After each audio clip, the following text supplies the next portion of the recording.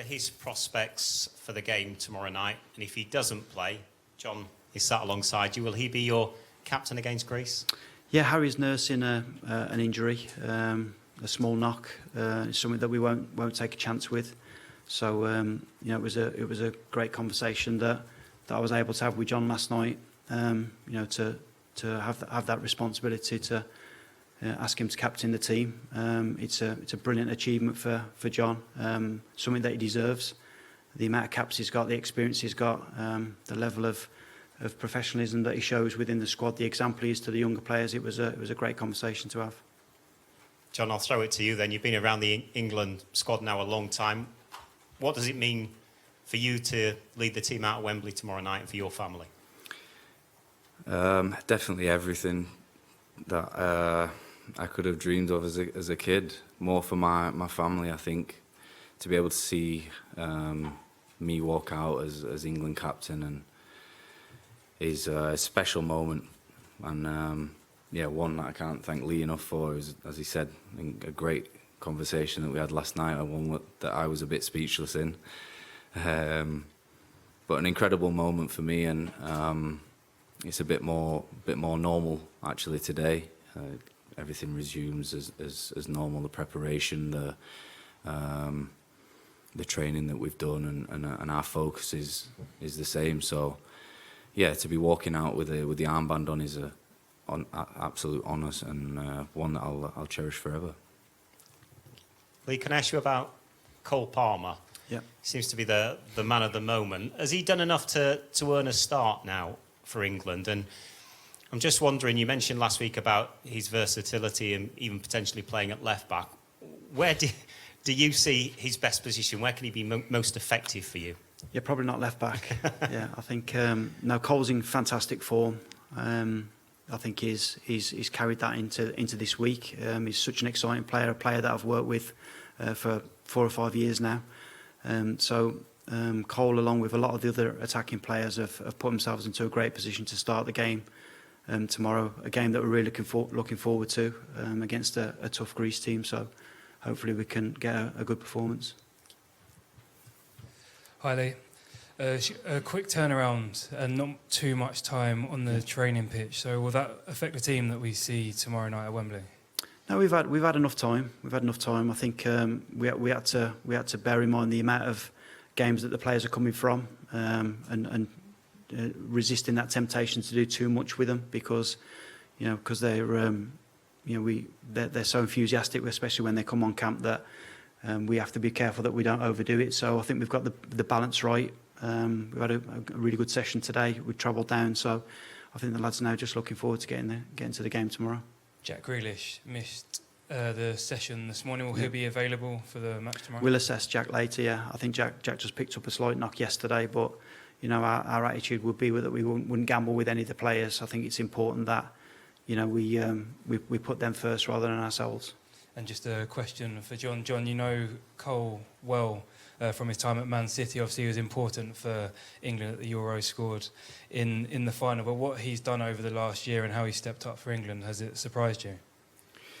No, I was a huge fan of Cole as soon as he came into our first team setup. What he brought to the game, how he played as if he was in the park. I was sad to see him leave. Made him aware of that. But what he's gone on and done is credit to him. How he's conducted himself, how he's stepped up in big moments. Is honestly credit to Cole and what he's doing, and he's in a good moment, and I hope that continues for as long as possible. And what he, as you mentioned before, what he'd done for England and scoring in the final. He's experienced those big games now and big moments, and yeah, hopefully more of that to come. Thanks. Bellingham, Foden, Palmer. Will you pick one number 10, do you think? Or can you see a prospect of them all playing in one team? How big an issue is that number 10 shirt with so much talent on offer? Well, I think we've got a lot of options to choose from in terms of our attacking players. Like I spoke about a couple of days ago, I think it's just really important that we try and find that balance. We've got 2 games, we've got a lot of options, and hopefully we can get a really attacking performance tomorrow. We're very lucky that we've got so many options. So it's something that we have to get that balance right, the combinations right, and hopefully pick the right team. Jude could be the player with the second most appearances before the age of 22, already on 36. Is he undroppable? What impression have you had of him on his return? Well, obviously he's a fantastic player, a good person, really enthusiastic. I think he seems to take everything in his stride like a lot of the young players do. I think it's really important that we don't put too much pressure on these players, especially the younger ones. We have to make sure that we support them. But like every time I've come into contact with Jude, he's a really impressive person. Nonny, talking about his chemistry on the field with Cole Palmer, you've watched that over the years. How much, when you put together a team, will you take from your experience of playing with a lot of players and the chemistry that they have with their teams, especially when you come into situations with so many games like this and so little preparation? Yeah, I think it's important that in my mind, whenever I pick a team, that we try and get the players to doing as much as they do at their clubs in terms of the positions that they're in, especially the areas of the pitch. That's really important. And also like I said about the combinations, players that play together, and obviously Cole and Nonny have got a good relationship, but. We've seen throughout this week now that the players are capable of adapting quickly to each other, and you generally get that with good players. So we've got a lot of options. Jack. Hi, John. Hi. How are you finding the new era of the England team since Lee took over? Quite seamless, to be fair, which is credit to Lee and his team. We've had a great foundation that's been set for quite a few years. That's not been easy to do, and I know that Lee in the background's been a part of that throughout tournaments, and with the younger lads that have come into the squad as well that have worked with him previously. He has obviously made a stamp and put his own style on what he wants and standards, and which I think's been refreshing and really good to work with. And now it's about putting that into play and into practice in the games, and go out and deliver for not only ourselves, for Lee, his staff, and the hard work that we do on the training pitch. Has much changed for you and the other players in terms of how you go about things? In what respect? Preparation, tactically, what it's like at St George's Park? At St George's, I think it's quite similar. We've come across each other while we're there with obviously different age groups. Tactically, there's been changes. I think that happens with every manager. What they see and what they want to bring out of us, try and get the best out of us as players. Own philosophies that everyone wants to buy into, and these guys watch so much footage of us at our clubs. They try to make it as seamless as possible, that we're doing things at our clubs that we can bring into the England squad, and that's not an easy task to do when you've got so many teams and so many different managers that are telling players different tactics. And it's been trying to make it as simple as possible for us to go out there and express ourselves and do the things that we're good at. And the main aim is to win games. Your second camp in charge, can we expect to see more of your identity, more of your personality in how the team plays in the next two games? Yeah, well, I always say it's about the players. We can only try and put them in areas, give them ideas. It's ultimately their responsibility. Then we try and, like John spoke about there, we try and do as much as they do at their clubs. We find that makes the transition quicker. But yeah, I think going off the first camp, there was a lot of positives. Like John says, there was a lot of good things in place as well, foundation-wise. So we're in a fortunate position that when we came in, the squad and the team were in a strong position. So hopefully we've tried to build on that. Thanks. We'll go here next, and then Simon Peach.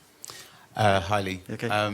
it's been well documented that obviously, you know, some of the players have like pre-match rituals, whether it be, you know, putting their right boot on before their left or having specific meals. Do you have any like superstitions or pre-match rituals that you'll be going through tomorrow before the game? Me personally? Yeah. No, I don't think I have, no.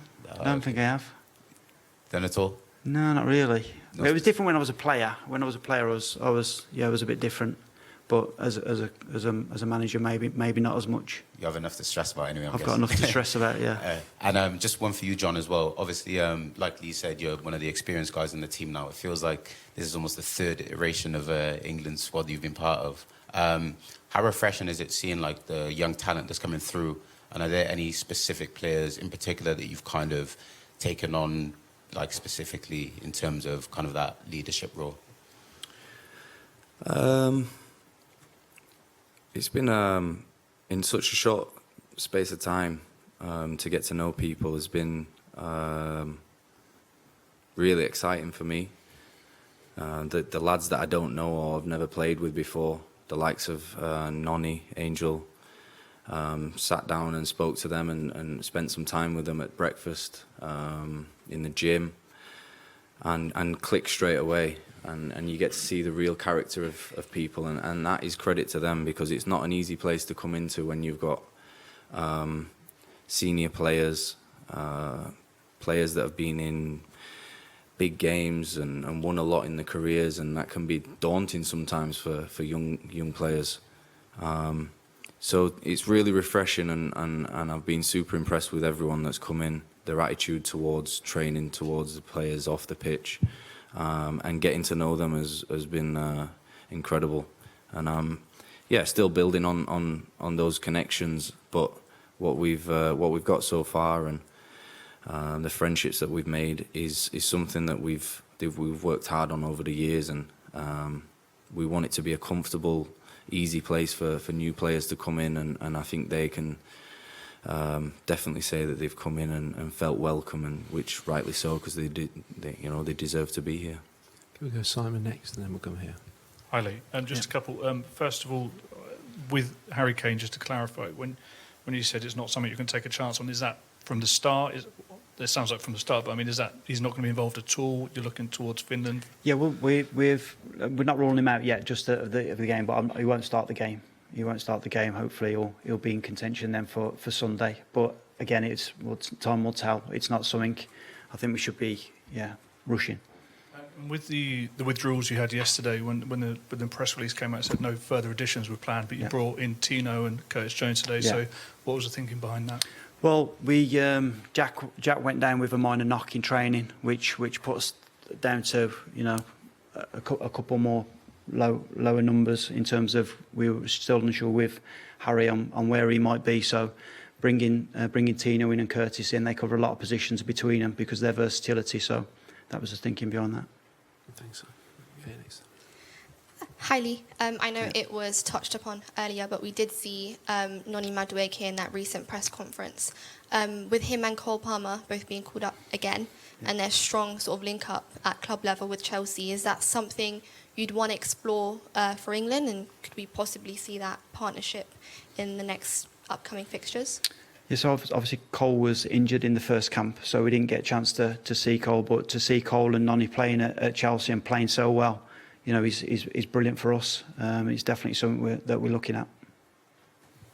Okay, any further questions? Hi, Lee. I wanted to step away from the game a little bit and look at the squad.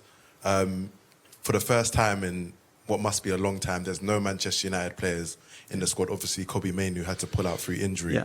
But there's always been this idea of a big six bias or a big four bias that you have to play for one of the big clubs in order to get into the England squad. Yeah. Is that a message in your tenure that you want to sort of dispel, you want to move away from, that maybe players that play for some of the other clubs in the Premier League that are less heralded can still achieve their England ambitions?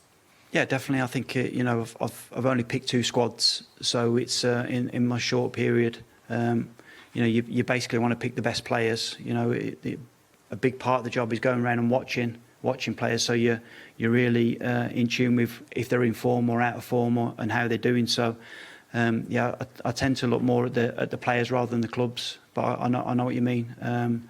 We've been fortunate in the past to have so many great Manchester United players, and maybe seen a little bit more now that the squad's spread around a little bit more throughout the leagues, and obviously some of the teams abroad as well. So we definitely have seen that as within the pathway as well, in terms of the younger age groups. But no, we're definitely trying to pick the best players constantly.